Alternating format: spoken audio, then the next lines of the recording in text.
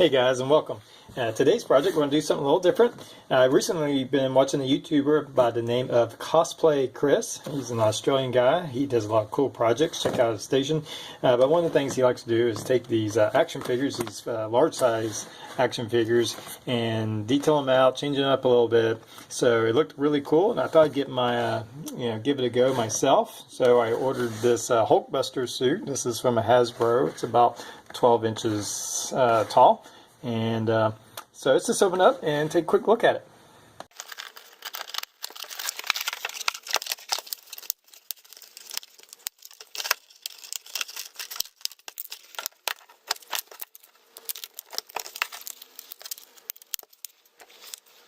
Here we are, we have them unboxed. Unfortunately, this guy's all glued together.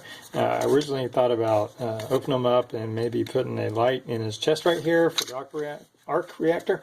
However, I think we'd pretty much have to break them apart, and I don't think that's going to go well.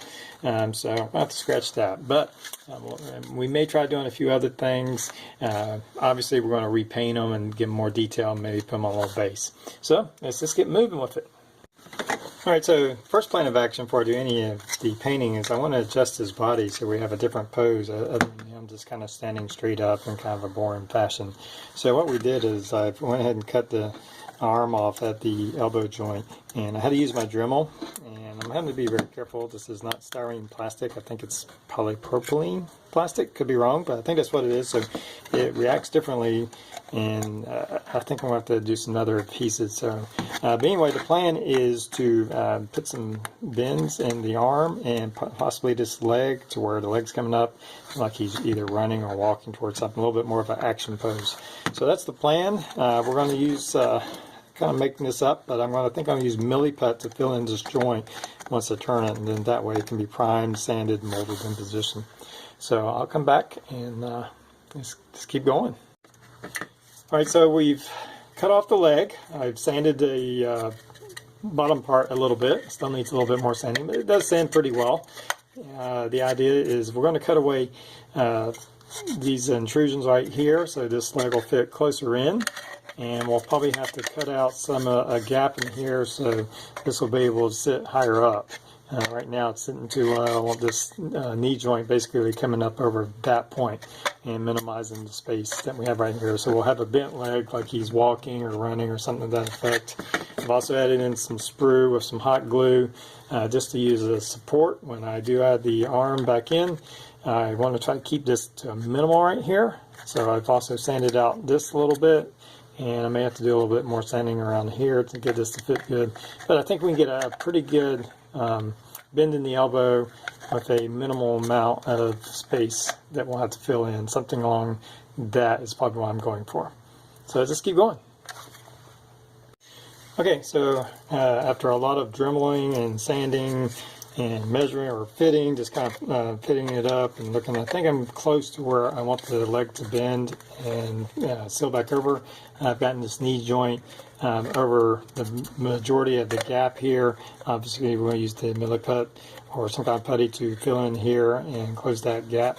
But it's pretty close. So all I'm doing now is taking this sanding stick and kind of going back over where I've dremeled, and because I've taken a lot of, not a lot, but some of the mass out of this leg right here. So I've taken off probably a 1/4 inch or so I'll be able to lift up higher. And I'm just trying to make it smooth and round again. It won't be too noticeable. It's not where your eyes are going to be focused, but just getting all these burrs and stuff created by the Dremel off, smoothing it out, making it look round and uniform again, and then we'll glue it. Alright, so after a lot of sanding and shaping and whatnot, we've gone in and have now attached them with a mixture of hot glue and then some CA glue or super glue. And attached it. We have to go back and remove some of the hot glue that's kind of squeezed out a little bit, and then we're going to take some milliput, form that up, and put it in the gaps. That should help the bonds there.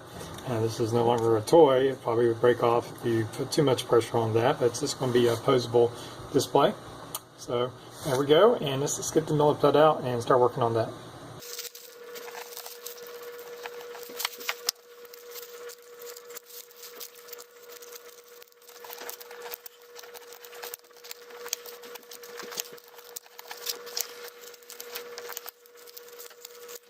Okay guys, so I've taken this milliput here, and this is this two-part epoxy, and you blend it together in equal proportions. The great thing about milliput is it's water soluble. And you can see I've started to fill in the gap of the knee joint here, and I'm still working with it. I've been working with it already for probably 10-15 minutes to get it to fill in here. You just work with it, mix it in with water to keeps it soluble, and gently working it into the joint.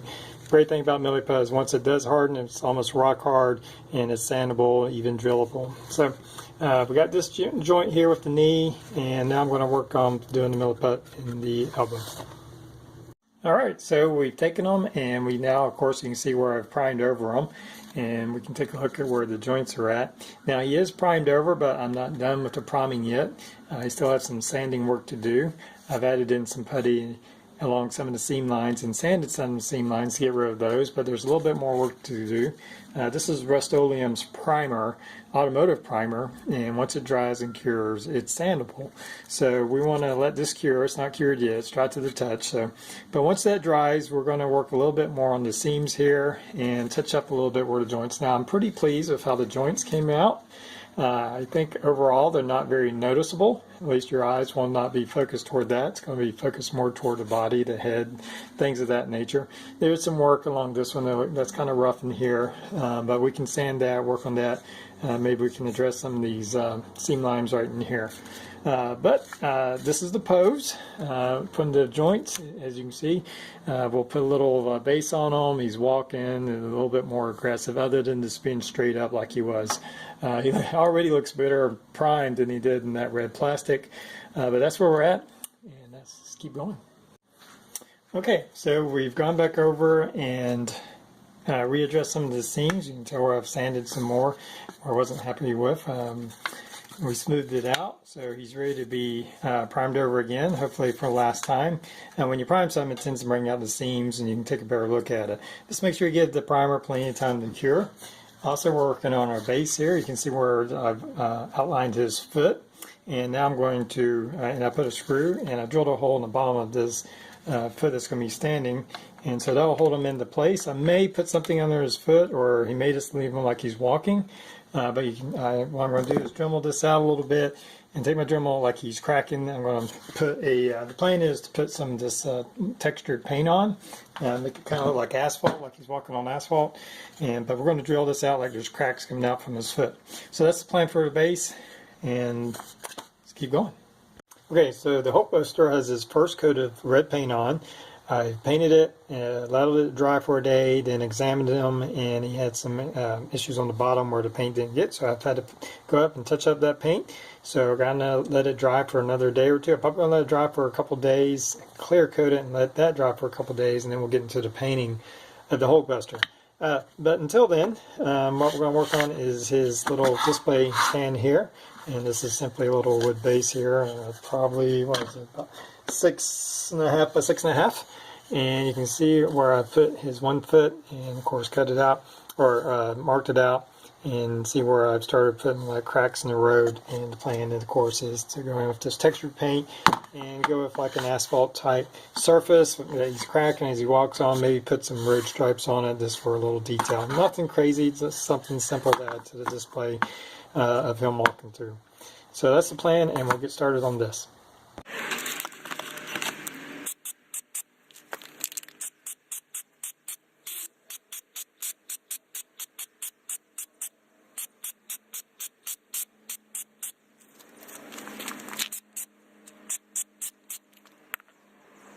Here we are with the stand for our HulkBuster. We've applied several coats of the textured paint. At first it seemed like it was going to be just too light color, almost looked like a sandy color, but after about 3 or more applications it did darken up to this nice gray asphalt looking color. And I've gone in with the cracks and just with a little brush and some gunmetal paint to darken up the cracks here to bring out the detail on that. And you can see I've got it masked off. I'm going to put some road stripes in there just to put a splash of color in there and just add a little pop to it. So I've loaded it up, my paintbrush with some medium yellow, and we'll just get the paint in here.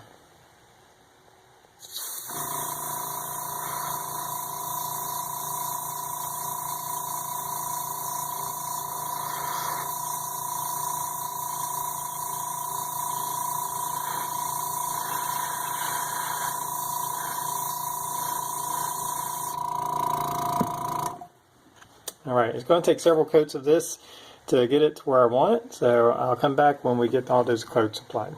Okay, so here we are with our completed display base, and this, to be honest with you, it did not come out the way I was hoping. When I painted in the yellow stripes, it just didn't look right. The paint wasn't adhering to the surface very well, and I was having issues with it. My original plan was just to completely paint over it and just not have the stripes, but I put a coat of the texture paint on it, and it gave this appearance of a faded stripes on there, and I was pretty pleased with that. I thought that looked pretty good, so I'm going to leave it like that, have like the faded road stripes, the cracked road surface, and overall I think I'm pretty happy with that. So sometimes things don't turn out the way you want, but you can still salvage something out of it. And just moving on, you can see where we've now added in a lot of the detail painting, and all this gold and silver is just hand painted. It's still in the process of drying, and we'll take a quick look at some of the stuff in the back. There's still may be a little bit more of some hand painting to some of the details. For the most part, most of the stuff's covered that I won't cover, and I think it's looking really good. It's come a long way from that original just red piece of plastic with you know, a little bit of detail, a little bit of paint. So we did a lot of hand painting. There's some errors in here in the painting if you look real closely where I've gone over the lines. We're going to cover some of that up when we get into the weathering process of it. And it's almost a shame because I don't know if I want to weather it. I kind of like this brand new shiny look. It's going to be really hard to weather, but I think when we weather it, I'll start bringing out some of these panel lines and add some added detail to it. So here's where we're at, and let's keep going. Alright, so here we are. We're getting close to finishing this guy up, and we're getting on to the weathering. And I'm trying something new here. I learned off Cosplay Chris, the YouTuber Cosplay Chris, is using shoe polish. And man, it is really working really well. And this is just the cheapest brand I could find. It was like $3.50 for this 2.5 ounce bottle, and it's just black liquid shoe polish. I just take it out, I squeeze some out into the, I remove the little spongy thing on top and squeeze some out onto this paper towel, I'm sorry, this paper plate right here, and just take a brush, and we're just going to show you real quick. As you can see, what we've already did is a comparison to one side compared to the side that's not been done. Man, it's really nice effect, and it's super simple. So all I'm doing is just brushing it on real quick, making sure I get it all in the crevices where I want it to go.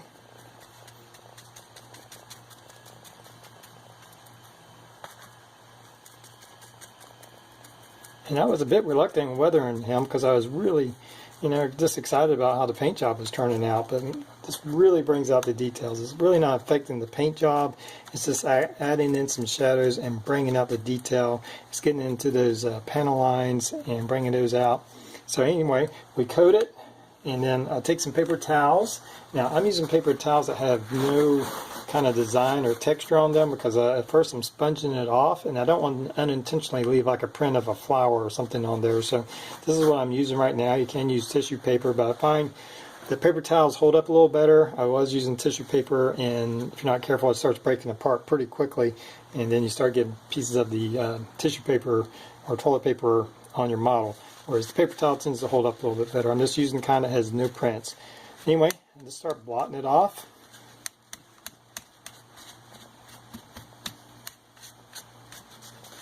And I can rub it down, and if it starts to dry on it to where it won't come off, just add a little water. In this case, I use this to clean some of my paint brushes with acrylic paints, and all this is like 10 parts water to 1 part alcohol. So I'm going to pour some of that over here. I'm going to wet my towel down just a little bit, and that will help remove if you're having some stick on. So blot it off, and then if you need to get more off, wet it down, and then you can get a little bit more detail, because I want it to still retain that shiny look, but I also want it to get in the crevices and get it nice and dirty, especially around the feet. You want to have some nice detail in there. So you see where we're going with that. Super simple process, and I'm really pleased with the results. So I'm going to go ahead and finish this guy up, and after that I'm going to do a clear coat on him, and I'm going to try to do a little painting on his arc reactor and possibly his thrusters down here and on his back. And so we should, when I come back, be finishing up. Alright, so here we are for our finished product. And man, I gotta say, I'm very pleased with the way this thing turned out. Just to recap what we finished up with. We did the shoe polish, finished up the weathering on all sides of it, the front, the back. I went in with a little touch-up painting with some of the gold and silver.